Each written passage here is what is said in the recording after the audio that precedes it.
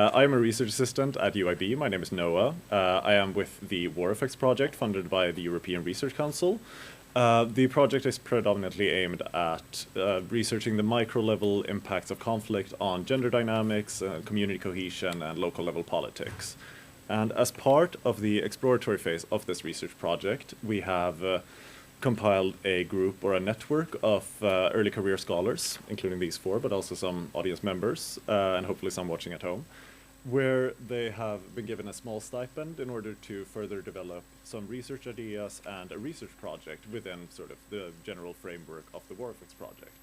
And as part of this network, we have also now invited them to Bergen and to the University of Bergen, and now Bergen Global, to present and discuss their research and their papers. And, well, as part of that, we also thought that it might be nice to actually introduce them to a bit of a broader audience, rather than just bringing them to the cold and frigid hellscape of Norway and locking them in a room. So essentially this panel today and a panel tomorrow that you can find information on the University of Bergen government website is intended to introduce them to a broader audience, but also bring in their perspectives from their fieldwork, their research, and their theoretical conceptualizations to you guys.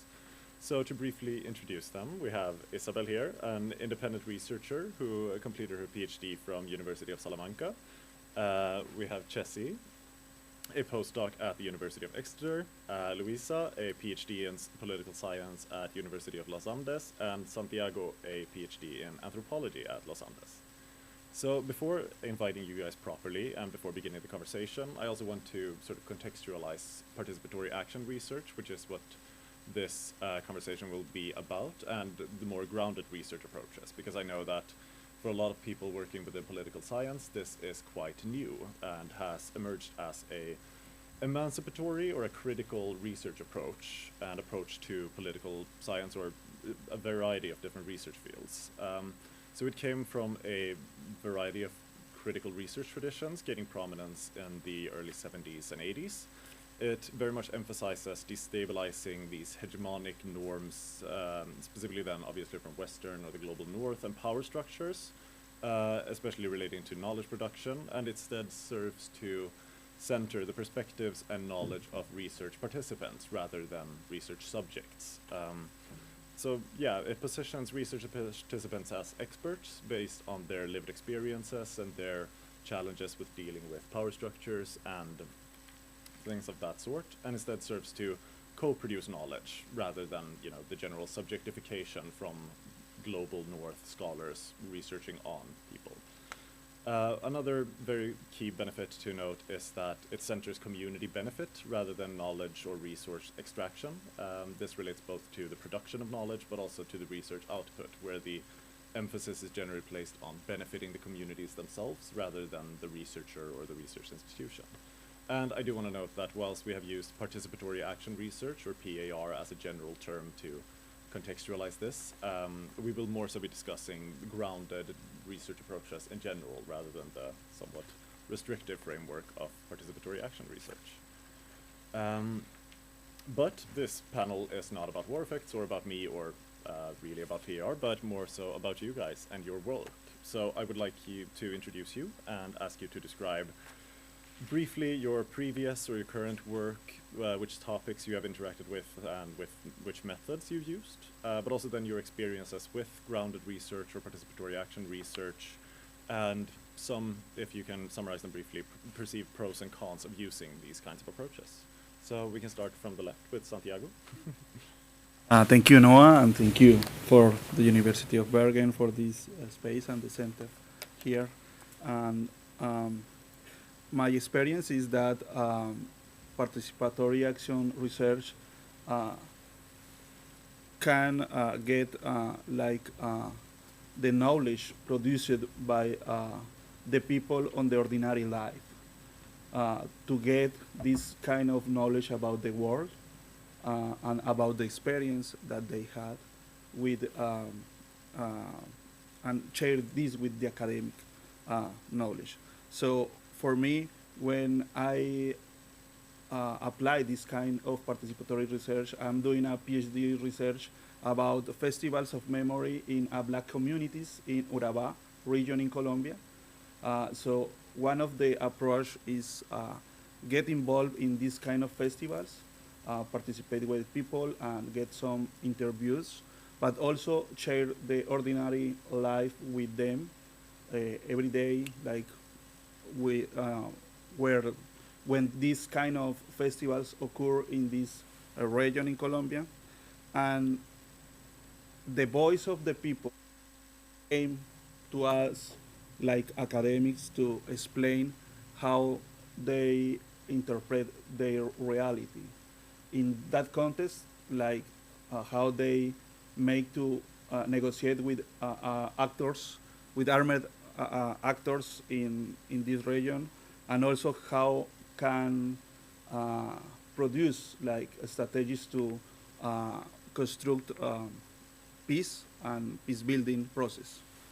So one of the challenge to working with black women is that they have different spaces when they can talk with confidence.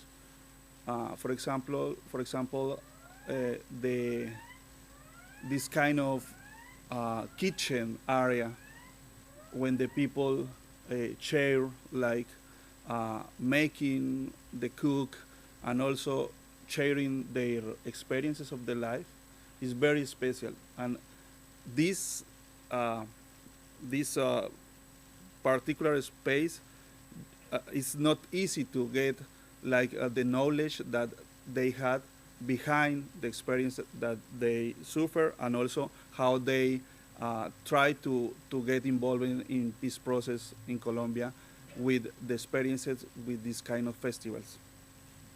And I think one of the challenge things is the ethics of the care in this kind of participatory action research, because people are sharing their lives and their beliefs. But as a research, you need to stay uh, or you need to take in care this kind of experience, this kind of ethics, because it's important. Like don't transgress the personal environment and personal spaces that they are sharing with us. So this is very challenging. Also, when a male is talking with women about violence in the past, and also how this kind of violence affect them. That's for me like the insights of the your question. Okay. So yeah, I also want to think about this panel, because I think it's the type of panels when you have like the opportunity to look a little bit more on the whole like things that you do as a researcher. So I was like, when I was reflecting about how did I went into this participatory action research strategies, I realized that it came from a place of being in the field work. Like for over 9 years, I have been researching on elections, women's political participation. Also, I come from a social policy background. I do political science right now, and I think it was very interesting that Noah said like this is not a deep topic in political science. But I realized that since I come from the field work and I start like seeing the importance and the necessity of having this type of research methods, because at the end the main idea is we are creating knowledge, but we want to do this to actually transform people's life, which I will then go, because I think that's one of the challenges. That would be more like at the end of this part. So I realized that that's what I understood, and particularly I work with gender and with women's movement, and there is always this necessity to, because we researchers within, okay, we're doing like we're conducting research and doing and trying to have like informed policies, and that the policies are evidence based.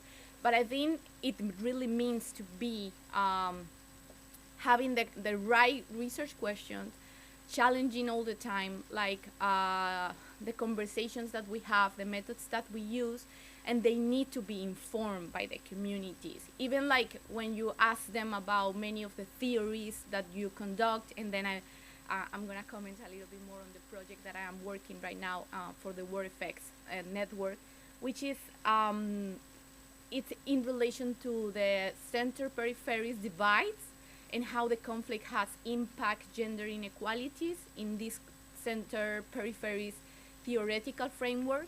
And something that we did was, first, we came to this research question after years of fieldwork and seeing that this was a concern in the territories, in the communities. They were always like saying, in Bogota or in the capitals, people say this and they have these conversations, but this is quite different to what happens in the territories or the peripheries.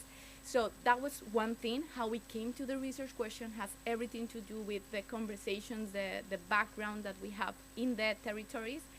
Secondly, we challenge, and when we were like having the focus group or the interviews and the conversations, we were even like challenging the concepts. We were like asking people like, what do you think about this idea of center and peripheries? Because that's part of how you ask. Sometimes we put like these theoretical frameworks and people feel very distant from there. But what we were trying to do was also to challenge the concepts and to see if the concepts make sense for people and how they could like also understand the concepts. And I think that was also part of how we did it. And the other thing that we did was also like challenging the findings. One, which we like collect the data, just to put it in that way, but we conduct like the data collection process, and then we put some of the findings. It was important to come back and ask to many of these actors or the locals, and they will challenge. And so we were like, I think that was our main concern or the main feedback that we want to receive. So I want to go to the part that we think part is important, first because of ethical considerations, and because if we create a narrative that we're doing research to actually have like a policy change, an impact, or even transforms people's life, or this question that we're doing should actually matters. So it's important. But also I would like to highlight in a feminist ethics way, which in our project we were trying to create spaces of care and spaces of trust with the people. And for that, it's really important to engage with the local actors and to acknowledge that they are the experts actually of many of these topics. And also I would like to highlight that this needs budgeting as well, because creating like a space or creating like a very careful space for people so that when they join into the workshop, into the focus group, into the interview, they actually have like a good time. I don't know how to say it, but that this is actually valuable for them. And so you're always like trying to plan that the way you conduct the research takes care of the people. So I would say that this is also from our feminist approach. And I think the other thing that I would like to highlight is the importance to acknowledge our positionality in the context as researchers. Again, I conduct research with indigenous women, Afro-Colombians, people from rural areas, and I lived in Bogota, in the main capital, and I am mixed race or I'm white, I don't know how to call it, but it's important also to see the positionality and to understand, again, like the power structure, but again, like how are you trying to decenter yourself from this position, but it's a way to understand like the distances, but also the things that bring us together. So I think we were like also trying to be very careful with that. And then I would like to talk about how you involve the people who participate. And this is related to the outputs of the research. And something that we try to do is to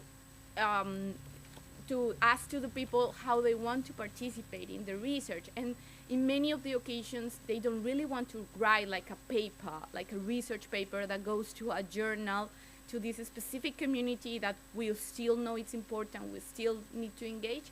but maybe they want to do like different outputs. And I think that's part of the challenges as academics. We should not only be putting like research papers, but we should also try to communicate in a very like more like close way through some other things, maybe like a policy brief or maybe like an infograph. And I think that's also like part of our project. And in those type of outputs, the people will be more like they wanted to be the authors, or they want to be like more involved into the outputs, because at the end that's why they wanted to engage into the research, just to have something more concrete and not necessarily like a research paper. And then I want to move to the fact that as a researchers, we need to concern about the research impact. And that's another part of the job, like trying to disseminate as much as you can with policy actors, with like different actors, even with some other organizations, some other communities, and trying to like connect the dots of how we do actually do the policy change and how we do the transformative part of social science. And I just want to add something, because what I describe is very in relation to qualitative qualitative methods, right? But I have also worked in quantitative projects, and I think it's also possible to add some of these participatory dimensions. For example, I have a project, we conduct surveys in every elections to see the political violence against candidates, and this is something that I do with a colleague from Uppsala. And in that project, like for even like creating the survey, we try to pilot and to ask, like, are we like doing the proper questions? And even in the survey, there is like a part when we ask the people to give us any feedback, any additional comment, just to have the opportunity to put their voices and to speak. And then the challenge is there is like you have to analyze that data, and you should also be like engaging with the people who participate in a survey, and put like this in policy in policy briefs, outputs, or trying to also present the results. I think this is very simple at the end. People do want to see the results of the research, and I think it's important that even if we're young scholars or like more developed careers, we do need to give back like what we research, and actually be able to listen when they challenge many of these findings or results. And my final point is that I believe that in this way that we conduct in a more participatory way, I think it improves the quality of the data at the end. It improves the way we make the question. It improves the fact that people trust and is more open to, maybe because there is a limitation in for example in interviews, when people are doing a sort of performance and they want to like perform something when they answer the question. But when you do it in a more participatory way, when you do it like we're in this together, and you start breaking the barriers that could be between a researcher and the communities, they will be more honest and they will trust you at the end. So I think that at the end it can improve like the quality of data that you get.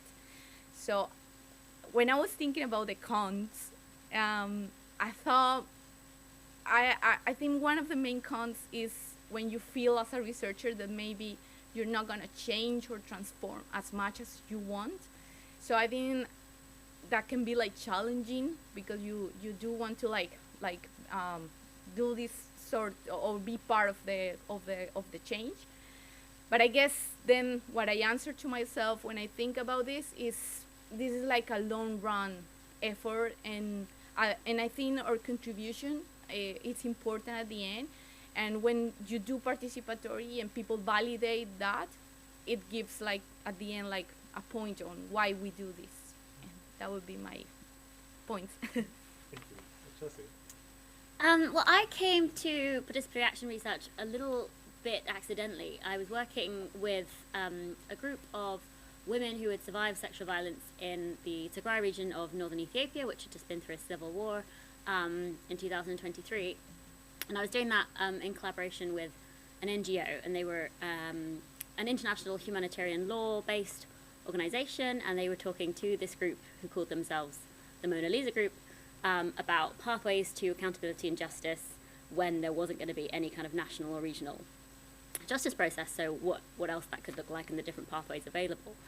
And when we were in this process, two things became quite apparent. One of them that we acknowledged with the Mona Lisa Group was that these women had been interviewed multiple times for these legal proceedings, and they had developed quite a clear kind of script of names and dates and places and locations, which was very useful for an evidence-based program, not so much kind of an authentic reflection on their lived realities. And secondly, what became quite apparent was that my use of the word justice and the way that I was framing what justice was didn't really resonate and didn't really apply in the same way as to what this group were using the term justice to mean. So together with one of my research partners, we decided to try and come up with a more creative way of listening to survivors, engaging in these stories in a slightly different way, and envisaging different realities. And we had access to this art gallery where this Mona Lisa Group had previously been for kind of leisure activities, but also it was a kind of multi-purpose space that was also being used to provide kind of women's support and healthcare. So they were very familiar with this space, which I think was important to the process. And we came together as a group for the day in this space and decided to kind of have an art-based research day, very experimental. And we were initially going to focus on this term justice, but as I said, it wasn't applying in the way that I was using it. So we decided instead to focus on peace, which was somewhat more appropriate to the women and what they were really framing their meaning of justice to be. So we gave the brief, what does peace look like to you? What does it smell like? What does it feel like? What does it taste like? And each woman created a painting to that effect. We had one-on-one conversations, and then we came together and had a kind of group discussion at the end. And these paintings kind of all ran across very kind of similar themes of very, personal, very deeply affective ways of imagining peace, things like the ability to be beautiful again without feeling threatened, or to hear a door slam and not jump out of their skin. And then when we were having the group discussion at the end, what was really interesting was that this group, who were also internally displaced people, they were also living in an IDP camp outside the city, started to talk about what it would mean to claim peace for themselves. And one of them said, no one's coming to save me. If I want peace, I have to reimagine, or I have to go and get what that is for me. And they started to talk about whether they could create new homes in the city, or whether they were going to repatriate themselves back to Western Tigray, where most of them had come from, or participate in kind of different markets to make some money. And I think it's important with this kind of research is that we don't want to pretend that this was like some kind of big empowering day or lightning moment. These were all things that were very apparent to these people already.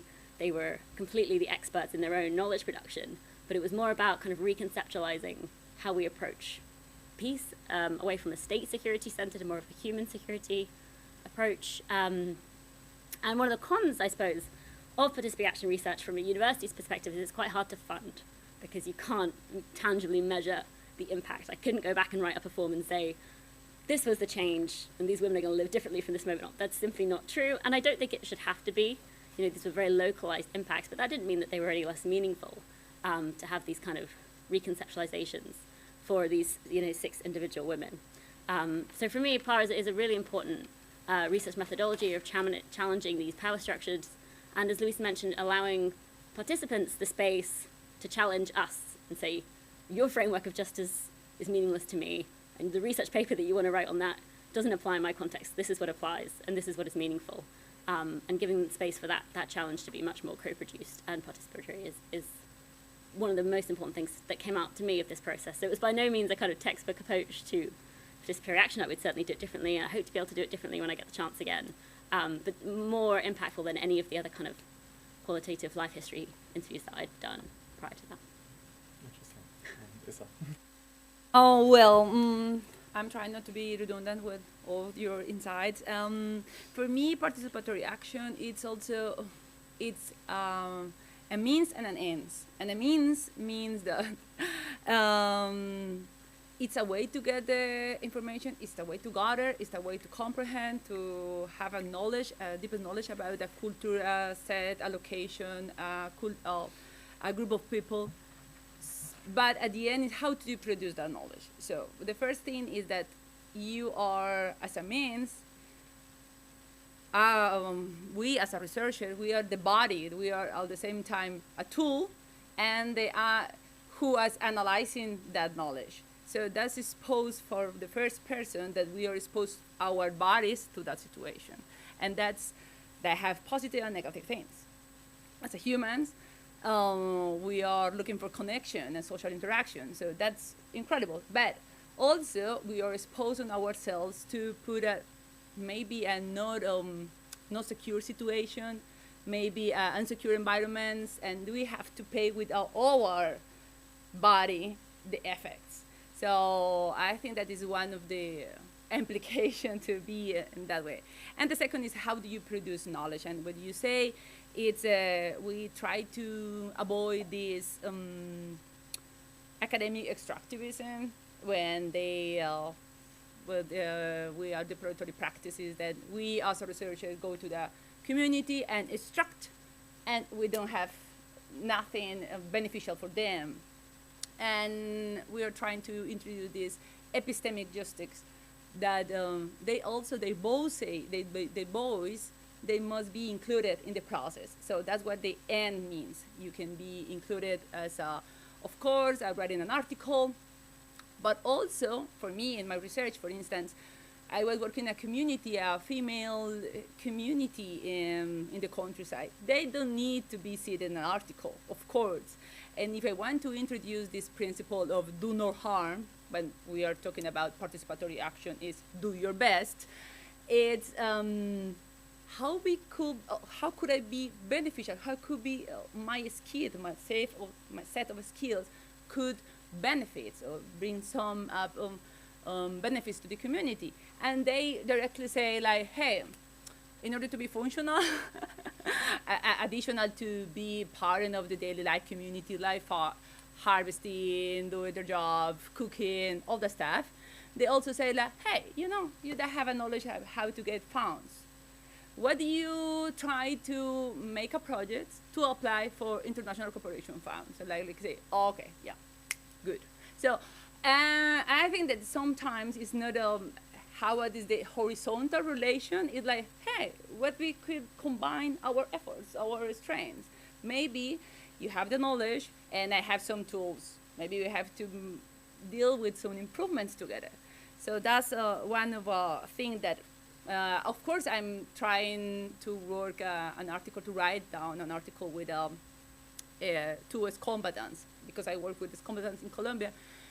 But there is the less common occasion to do that. Mainly, you can put your skills to produce a knowledge. And another thing, it's about what I'm saying about the body. We are the body that are doing research. And there are two things that also I want to highlight. The first thing is something common that everyone could recommend, that is that be aware of the context, the local context, and what it means to be about the language. And also, in my case, I have been doing research in Mexico, in Brazil, and in Colombia.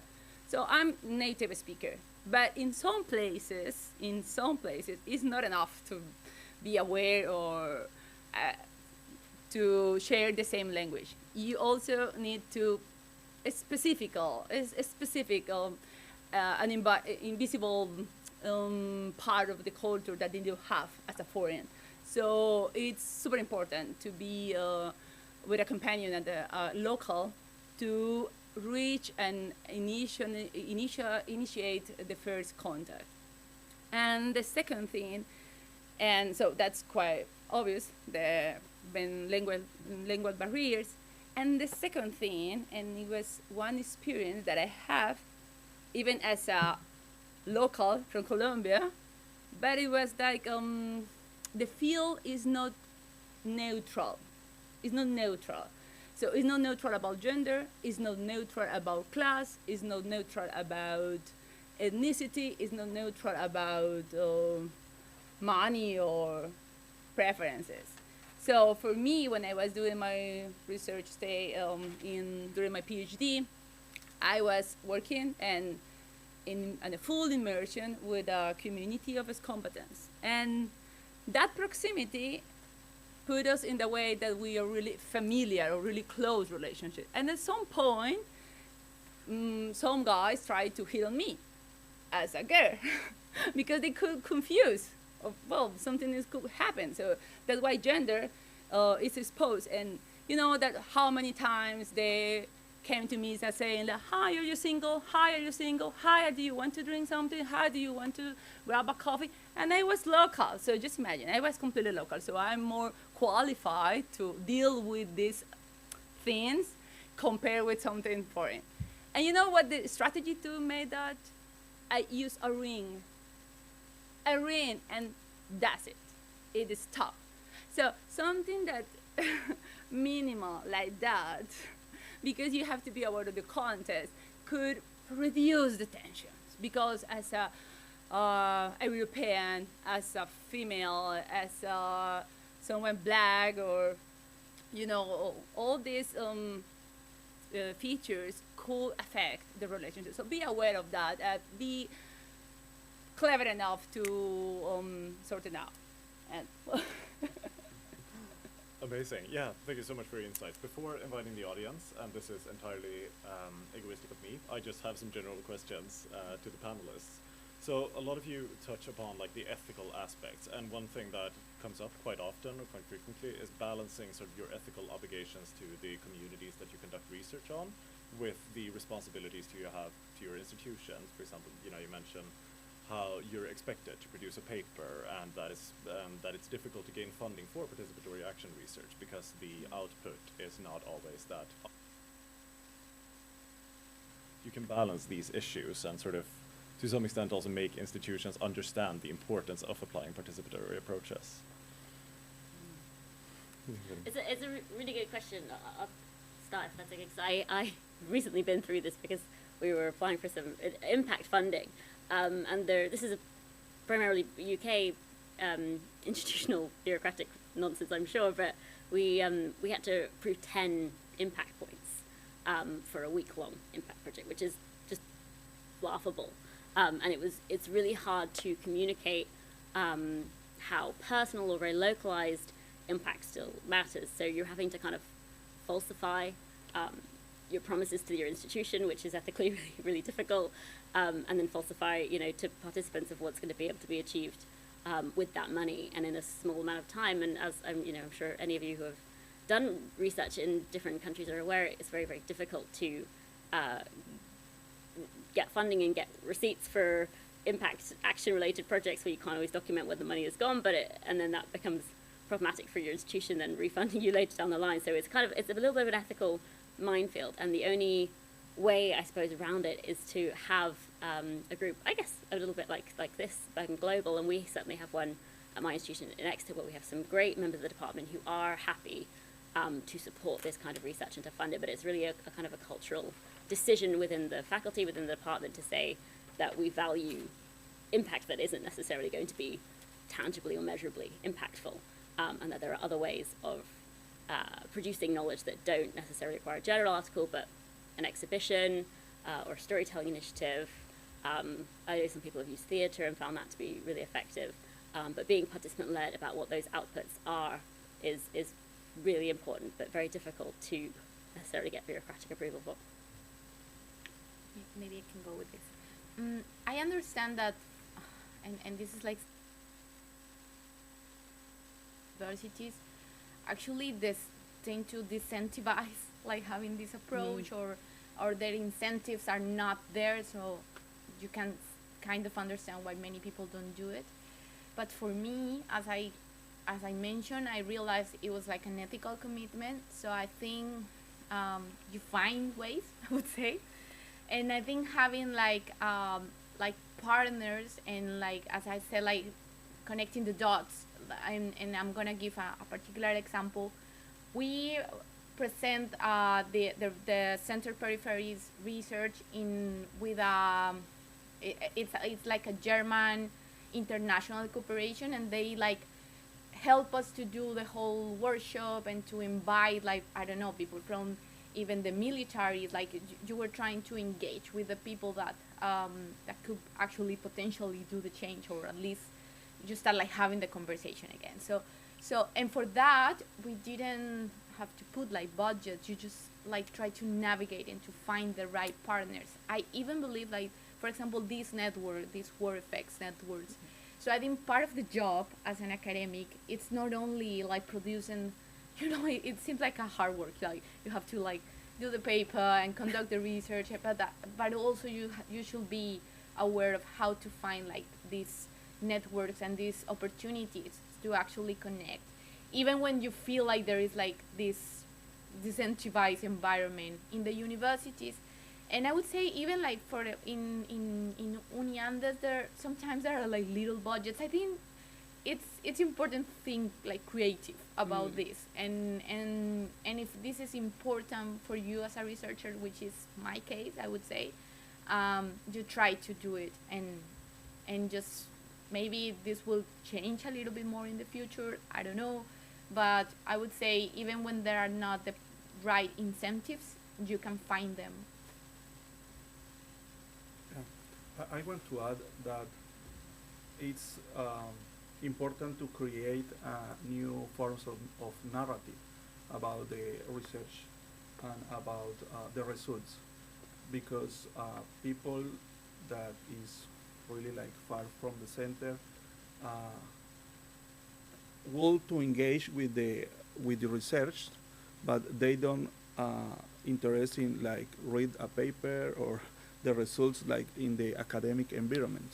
So maybe as a researchers, we have to look how can return to the people and communities these kind of results, but in different ways of narratives. Maybe like some artistic presentations or some videos, short videos with the people, and how can get the voices with them, and also like seeing the results of the research. And I think it's interesting because also in the university environment, the ethical point of doing participatory action research is like today is very like critical.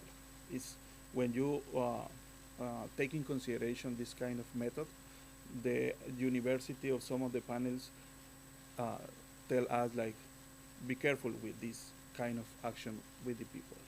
You need like the commitment, like the ethical view of panels about that. And I think it's really interesting that the field transform many of things that the academic thinks about how you can conduct the research. So it's very challenge that, but also it's very interesting because in this panel we are three from Colombia, three people from Colombia, but also I think it's very interesting that this kind of participatory action research is very close in Colombia because Fals Borda, a good like a researcher about social problems in Colombia, about the land, and in some regions in Colombia, make this. So I think the results could be different when you engage with the people and they took part of the academy, and you can, as a researcher, make like a combination that organic knowledge about the people and also like academic perspective to introduce some inputs to transform the realities or doing some. I have about 75 other questions, but I feel like I should probably invite the audience instead, and then I'll tack on my own personal interests afterwards. So there will be a little box or a little mic passed around. So if you have a question, please just raise your hand. I'm thinking we collect a few questions from the audience and then respond to them. For those of you joining us online, you can probably also just write it in the chat box and somebody will read it up. Yeah, thank you all for this very insightful panel discussions and for sharing your insights, and I found that very interesting. I have So I have a question where I would really appreciate your input. So if I get it correctly, and I have to admit that I'm more of a positivist researcher, more from the quantitative side, but understanding participatory action research, I take from your opinions and experiences that there is a normative commitment to advance social change, or at least facilitate it, right? So I assume, based on your research areas, that often has to do with disadvantaged groups of society, right? And I think that's applaudable, right? But at the same time, that can run into moral dilemmas when this happens in contexts where this change is responded, for instance, by, you can think about empowering women, is responded by men who feel threatened, right? Who think power is a zero-sum game. So if somebody's wife gets empowered, then this increases domestic violence. There's plenty of evidence in women's empowerment programs showing exactly that, right? I wonder how how you would reflect on that, and because that's certainly something maybe where you, Santiago, relate to that ethics review boards would say, hey, be careful, right? Or at least that could be part of it, right? So what about unintended negative consequences when your intended normative commitments are of course of a very positive nature?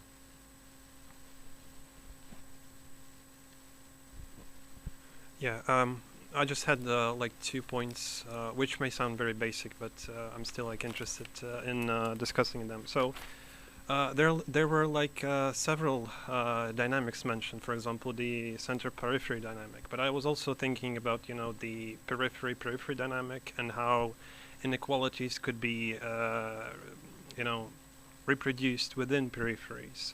And sort of, I think it's called like a fractal or fractal reproduction of hierarchies, where they are continuously reproduced at various levels. And we're not talking about some like some binary distinction between center and periphery, but more of a, you know, continuous scale.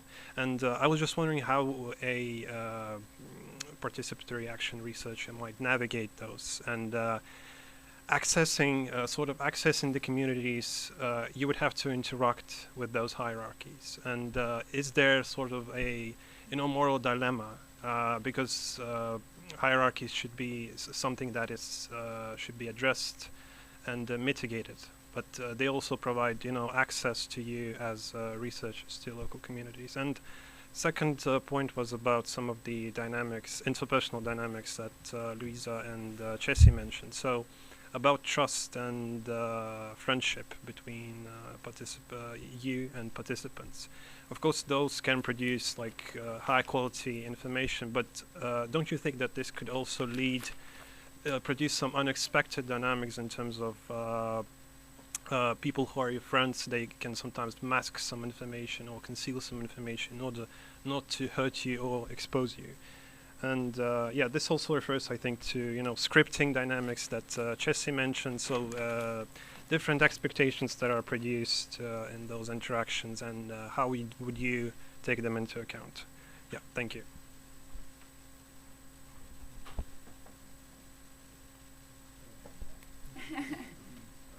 Okay.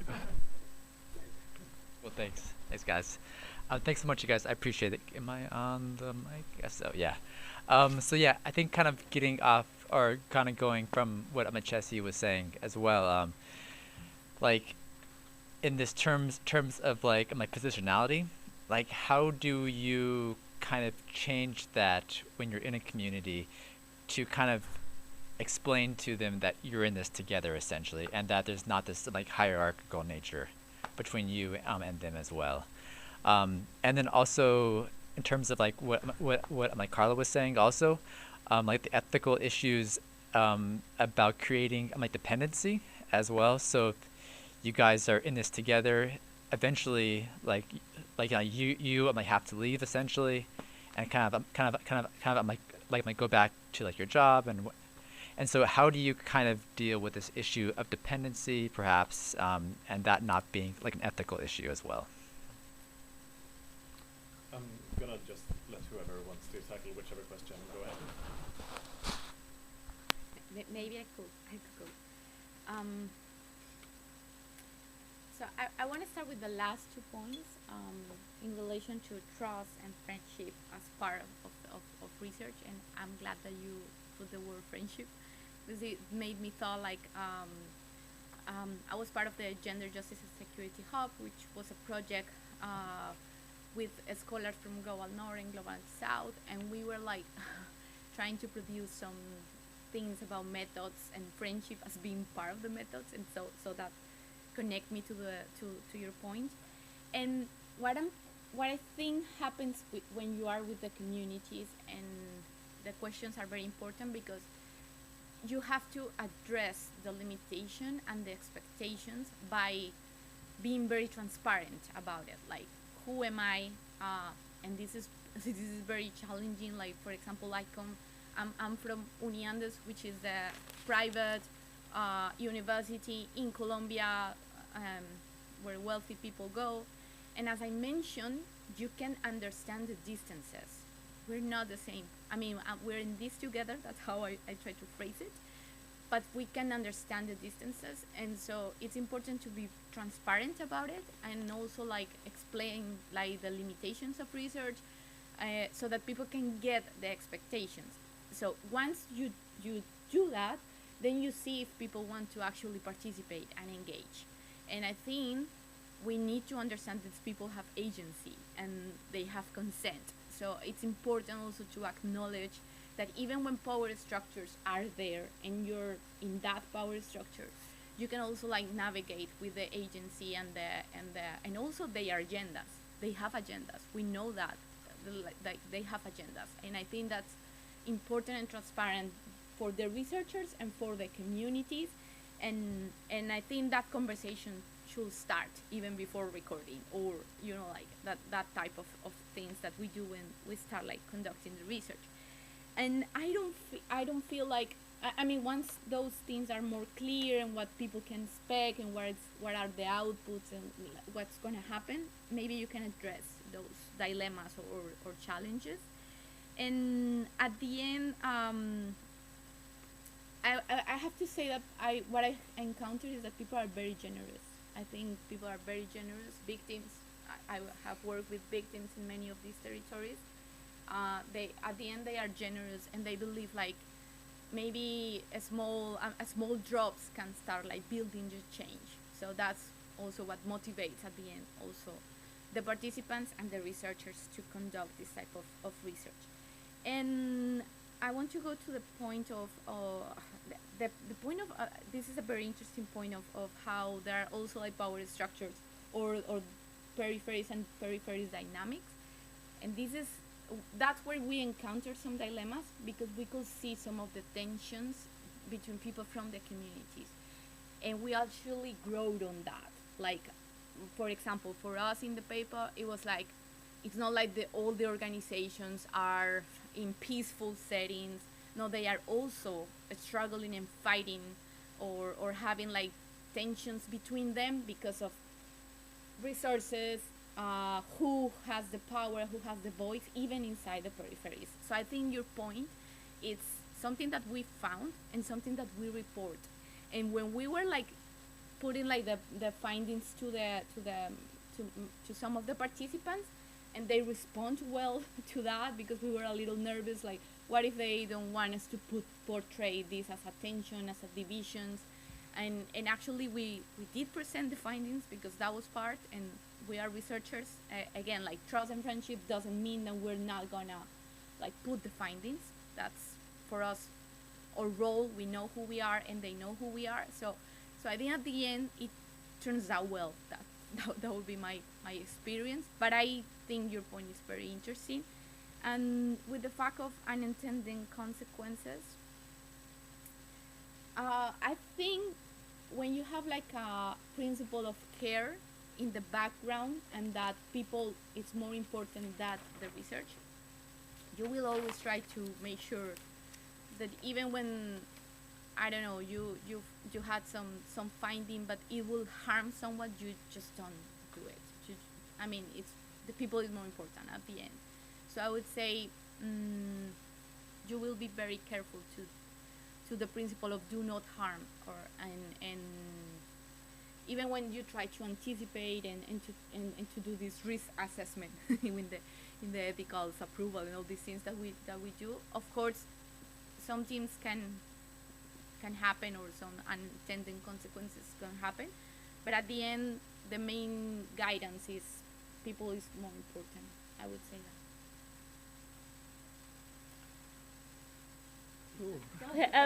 Okay, I'll start with Carlo's question, which is a really important one. We had an instance recently that I wrote about in my WarEffects paper, and we can talk about that in the group tomorrow, where we essentially, as we said, it's a very dynamic situation. We had to make a call as a research team that we weren't convinced that what we were doing was necessarily not going to cause any harm, and we had to stop there and think about new ways of approaching it. But the premise behind the participatory action research obviously is that it's co-produced. So we have to value the participants' agency and decision-making processes to know what they want to talk about it and where they want to lead it. And the hope in that is that my influence is as limited as is humanly possible. And this is where I think the question about trust and friendship really comes into it, because without that, that's not necessarily possible. If you haven't got that kind of relationship foundation, for somebody to come in and do, say, an arts-based research isn't going to be effective as it was unless you have those kind of established relationships and prior boundaries. And this is where your question about institutional ethics comes in, because a lot of the kind of funding is short-term and doesn't allow us to spend time building these relationships. And I was at this point in a position where I'd known these women for a very long time, so I was able to do so. But I think it's so much more effective when you do have those relationships.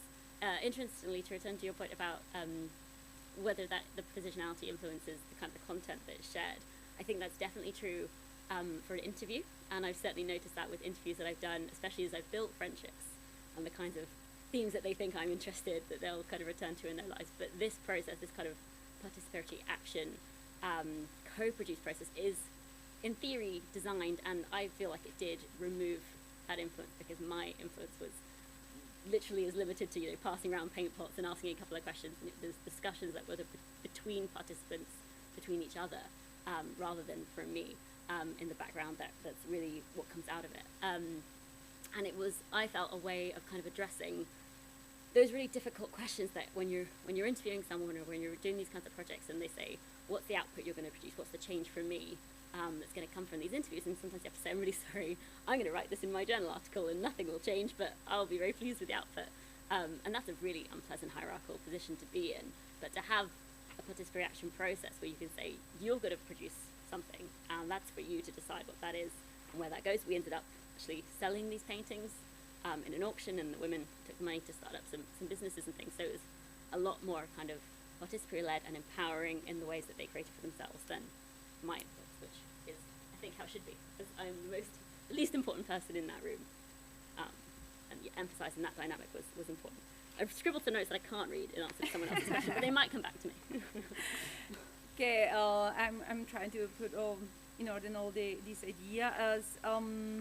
I think that yes, we are dealing with the moral dilemmas, but it's not outside, or not just specifically in our field.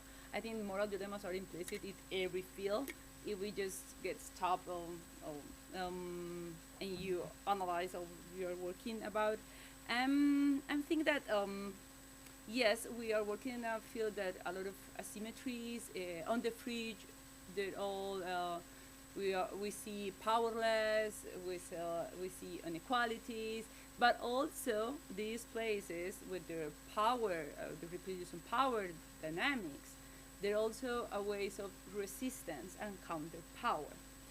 There is not a power without resistance. If we would just say one side of the picture, we can fall in this error to treat it as a victim, as people without agency. And I think that they also have these possibilities, as we say that the weapons of the weak, they also have the possibility to develop some strategies, to coping mechanisms to deal with that unjust world.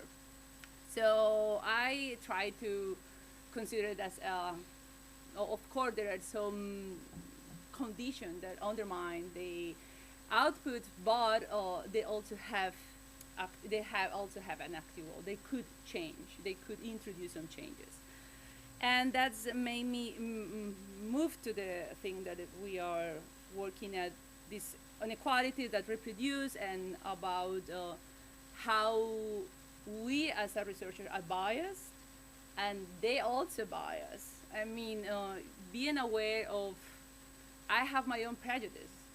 I'm a researcher. I have to be aware of my own limitations, because we are invisible wires in our brain, cultural wire, that determine the way that we analyze. The lens that we use to analyze the film, but also these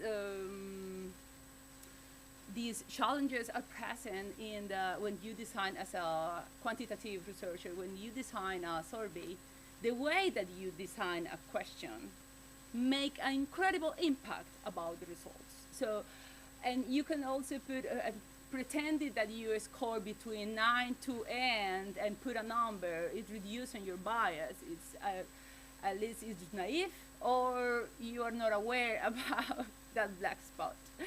So yes, we're humans, and we are researching about human issues or social issues, but also the artificial intelligence are biased. So so I'm saying that we have to be aware and include in our research as a part, that it's something that you have to be dealing with, instead of trying to hide it. As open as you are, as clear you can get to your point. And finally, talking about this final thing is knowing our limitation that make us drive to a philosophical question that it was said with Marty Sen, where he said, like, how's to be a bat? How's to be a bat? It doesn't matter if we are humans researching about humans. How could we grasp all your individuality? It's impossible. It's impossible. So no matter if I spend with you for years, or I've used a tool, if I use a brain scan, there is something missing. So there will be something missing. And that was the moral of the ethical issue about responsibility. We are not going to transform or change all the world, but also our knowledge is limited, and fix it to a one context or one moment. I just want to add 2 points about the questions.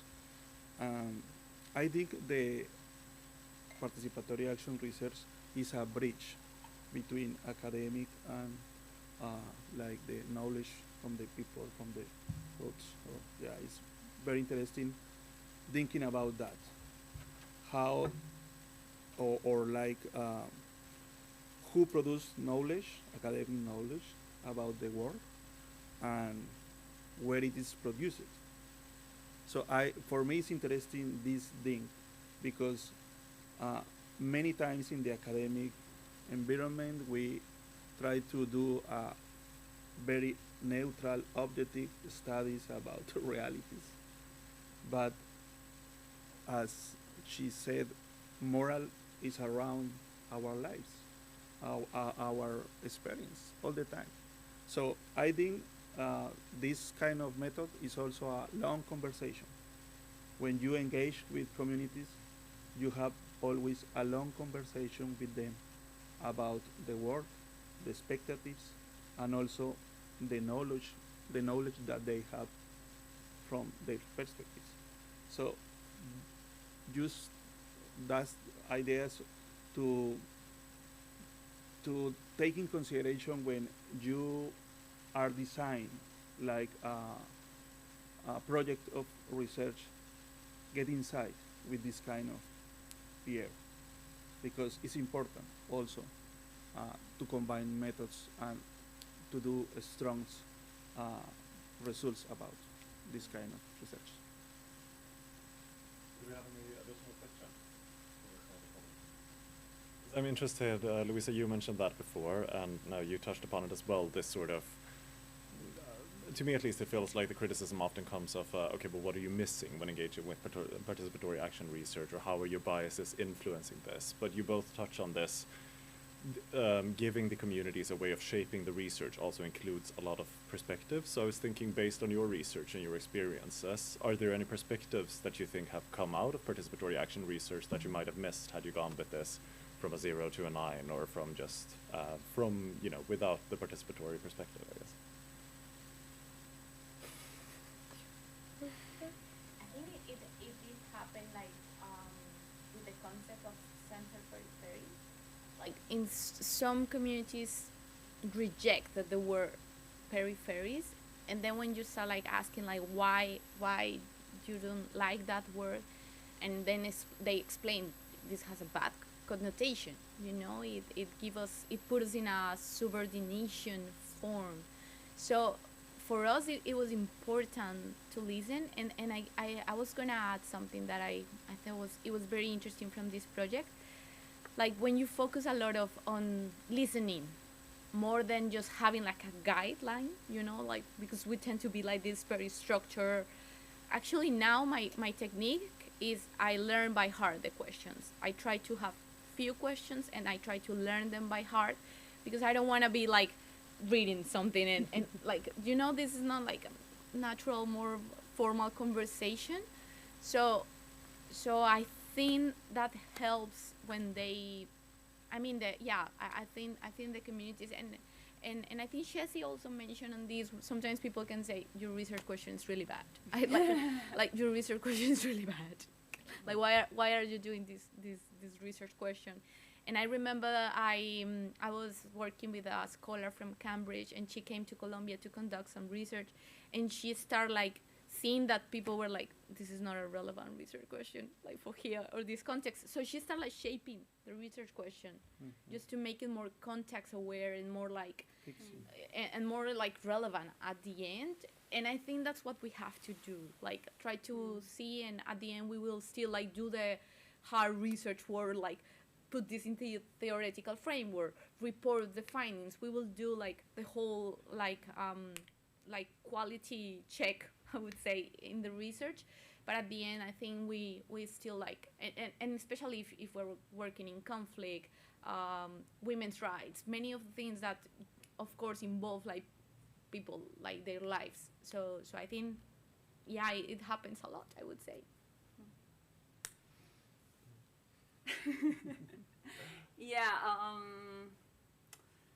The point that it's center or peripheral, it's depends of who is talking, who is speaking out.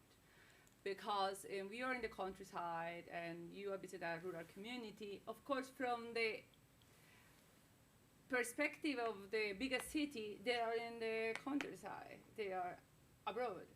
But for them, they are the center of the universe. As they experience themselves, they are the center. The people in the cities, they are the periphery for them. So, this is the tension between those perspectives.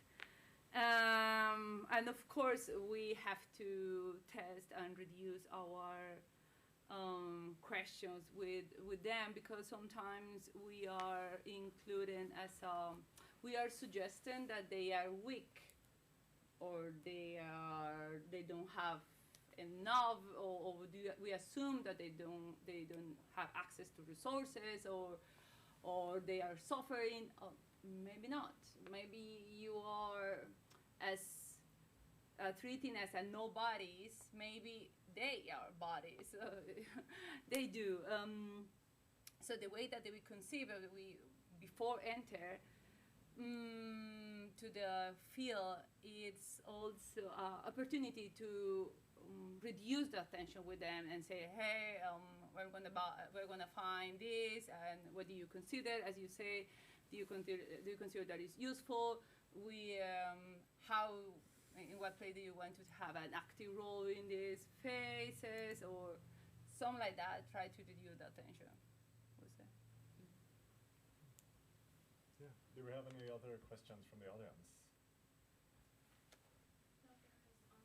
Mm-hmm. Okay, this one's from Nengak. How is reality knowable in participatory action where different and irrecognizable positions exist within the group? And if the researcher is able to wear a ring to appear married, is it not possible that an unmarried person in the community could do the same to be able to join, for example, a research sample of married people?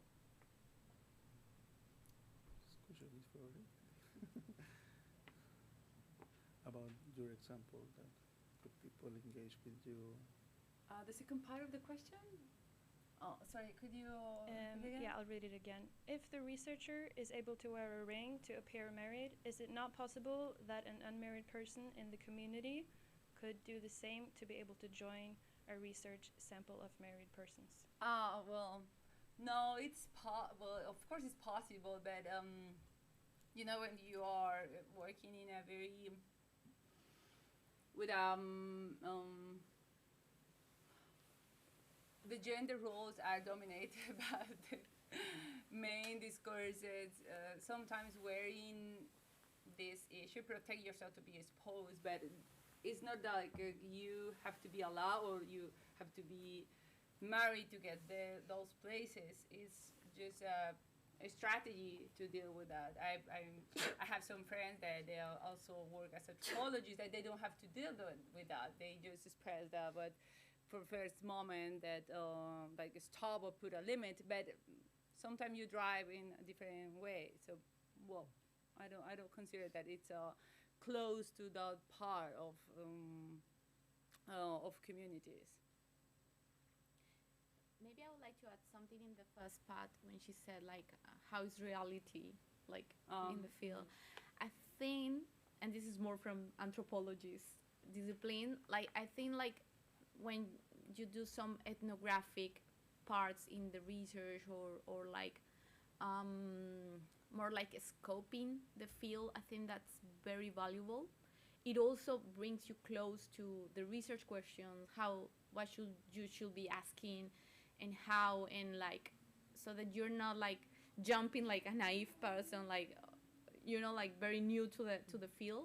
So I think this informs, like scoping is important, doing some ethnography and more like informal conversation, this type of thing can help a lot. And also like having the conversation with the locals. I think part of the success of doing this type of research or having a participatory approach involves like having really knowledgeable local, which sometimes they are activists, sometimes they are like from the communities, and they can help you like a lot to understand more, so that you are more close to reality, I would say. Yeah. And certainly from my perspective, acknowledging multiple realities is really important. So there might be kind of a top-down institutional approach to state security and war and peace and what it means to be an IDP. But as this research showed, it was challenged, you know, quite considerably by what the people are living themselves, and challenged for me for what my naive, inexperienced, you know, perspective of what justice meant to me in my context. So acknowledging that there are these multiple realities and they can exist and kind of converse with each other is part of the process of this research. It doesn't, you know, mean that any reality is less important than the other, but some are more kind of dominant in the literatures and some deserve to be spotlighted a little bit more because those are the realities that people are living. Yeah, on that note, I unfortunately do think we are out of time, or running out of time. So I just wanted to take a second to thank you all for coming here and for listening, and especially to thank the four of you for participating and sharing your incredibly insightful perspectives and ideas about participatory actions. I feel I have learned a lot, at least. I hope you all have as well. So thank you so much.